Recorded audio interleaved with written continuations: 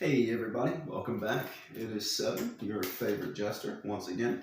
Um, Yesterday we had a tutorial for several different kind of shuffles, and I promised in that video that today we would be looking at the Faro shuffle, which strikes fear in the hearts of lesser magicians. It's one of those moves that people just they either find it really easy or damn near impossible.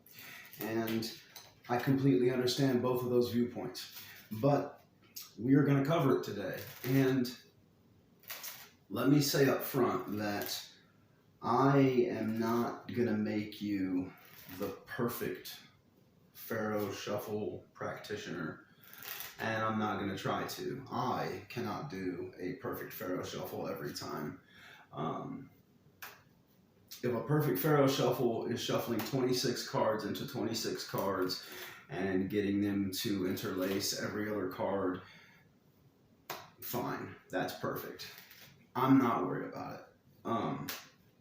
I can do it sometimes I can't. And that's okay with me. I'm not losing any sleep over it. If what you're looking for is to be absolutely perfect at it and never miss ever, this probably isn't going to be the tutorial for you. Because yes, it is true that if you do 8 perfect Faro shuffles in a row, the deck will return to the same order it was in when you started. That's a fact. It's also a fact that I'm never going to do 8 perfect Faro shuffles in a row, and I'm okay with that. But what I can do is make the Faro shuffle accessible to everyone. If you can shuffle cards, you can Faro shuffle. I promise. And I was actually looking around YouTube yesterday at the different Faro shuffle tutorials to see what people were struggling with, if I could. And this is just my opinion, so you're free to disagree with me. But I think that there's no one in the world that can't do a Faro shuffle if they want to. I think people that haven't been able to do it yet fall into either one of 2 categories. I think either they're people who have tried it once or twice, weren't able to do it, and decided it was too hard and gave up without putting in the time or the practice. Or they're people who really want to do it and are willing to put in the work, they just haven't found the right teacher yet. Because there's a lot of information on YouTube, and there's a lot of different tutorials for the Faro shuffle. The problem with that is that anyone can make a YouTube channel, and anyone does. And just because you can do something doesn't necessarily mean that you can teach it. And I'm not knocking anybody. If there's someone out there that you learn from better than me, by all means, go learn from them. I don't want to hinder your process at all. But I think a lot of the problem is that most of the tutorials for a Faro shuffle are just people saying, here, this is how you do it, just do this. And that's not teaching. So my goal is not to make you perfect. My goal is to make it possible for you to Faro shuffle. From there, if you want to continue to practice and get better and eventually try to become perfect, great. I encourage you to do that. I wish you the best of luck. But what I'm trying to do is make it accessible to everyone. So that's what I'm focused on. And with that said, let's move the camera down and get started. Like I said, I'm going to go ahead and look at the bridge now in a little more detail for one of my subscribers. But I did want to say real quick, I mentioned that in preparing for this tutorial, I had been looking through the other tutorials that I could find on YouTube. And I did want to mention one other than Doug Kahn's, which I've already mentioned, which is amazing. I fully recommend it. But in addition to that, far and away, the best tutorial that I have found for the Faro shuffle, hands down, is by a magician named Jason Parker. And I actually had not been aware of him or his channel before I found his Faro shuffle tutorial. And honestly, it had the best information that I could find, and I really like his teaching style. And if you didn't get what you need from me, I can't recommend his enough. I'll put a link for it in the description. But it's without a doubt the best Faro shuffle tutorial that I could find. And I can't really imagine how it could have been better. I really don't think it could have been improved on much at all. So I fully recommend it without reservation. That said, we will go ahead and get into the bridge. And I'm going to look at it two ways. Because this is a Faro Shuffle tutorial, I will look at it from the Faro Shuffle. But aside from that, I'll also look at it from a regular riffle shuffle. So just real quick, from the Faro Shuffle standpoint, we've already covered how to do that. I hope you've been able to learn it. If not, one more time, please let me know. I'm happy to help. Tell me what the problem is. But once you get your Faro Shuffle and your cards are together, assuming that you can, if you're not filming a tutorial, so everything has to go wrong, what you'll do is once you get your Faro together, you'll need to switch your grip around, like I said, so you're holding the cards this way. And you want to get the ends of the deck into this joint here. And then you're pinching the deck between, I do between these two fingers, but you could use all four if you wanted, and your thumbs. And the idea is that you need to be able to bow the cards like this, and you want it in that joint so that they're not running out the back on you. And you really need to get a good bend. And once you've got that bend, you just want to straighten these bottom fingers and release the pressure.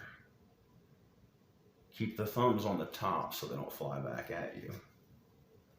And then just release the pressure from here. You need to make sure that you're keeping the hands close enough together that the cards aren't falling out. You want your hands to be about as far apart as one card so that they don't have anywhere else to go. Again, we're just trying to close off roads that the cards want to take. And the same is true from the riffle shuffle. You really need to get that bend. And then once you straighten the fingers, just kind of ease pressure and make sure your hands are only as far apart as one card. Because when you're bridging cards, they're going to want to fly. Like that one, the Ace of Clubs decided he was done with this. Cards are going to want to go everywhere because you're basically letting go of them. So, once again, you need to make sure you're taking away all those other avenues. And we're bending and then just releasing pressure.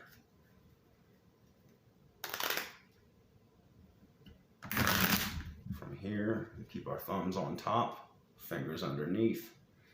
Get it locked into that joint at the base of the middle two fingers. And then bend so that they can't go anywhere. You're essentially holding the deck like this. But because the ends are woven together, if you're doing this with both hands,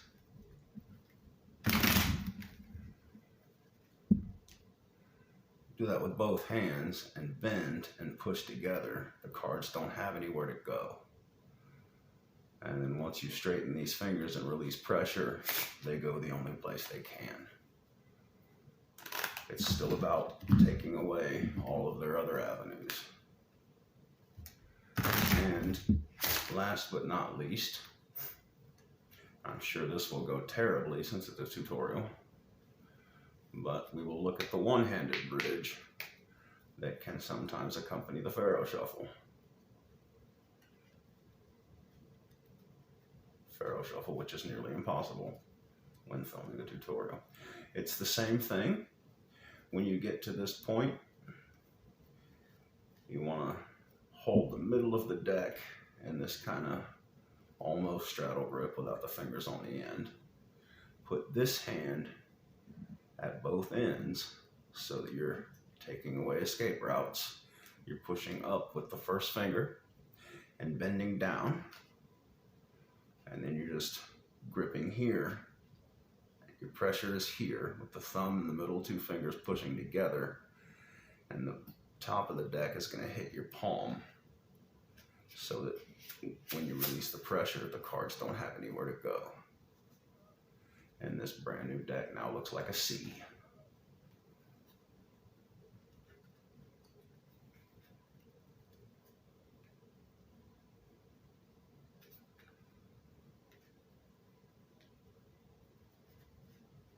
So again, we're We're holding the deck at the middle so that we're not dropping cards. We're pushing up with this first finger. We're coming with the claw to grasp both ends and push down until that bend meets the palm. And then we're pushing together and up with these fingers so that the cards literally can't go anywhere else. And that is all I have for you today, my friends. I genuinely hope it helps. I'm trying to make the Faro Shuffle accessible to everyone because I honestly believe that everyone can do it. If you think that you can't do it, you're wrong, I promise. And we will work on it together if that's what we need to do. We will find the problems and we will get rid of them. Because I firmly believe that there's nothing that I do that you can't do, as long as you're willing to put in the time. Just stick with me and we'll get you there. And sometimes we'll throw cards off to the side. See, the secret here is that you can't look like an expert all the time. So sometimes you have to pretend like you're clumsy or incompetent just to disarm people and get them on your side. Or you can just genuinely screw up and make up a story that sounds good. Either way, I really hope it helped. I'll see you guys in the next one. Thanks for playing along.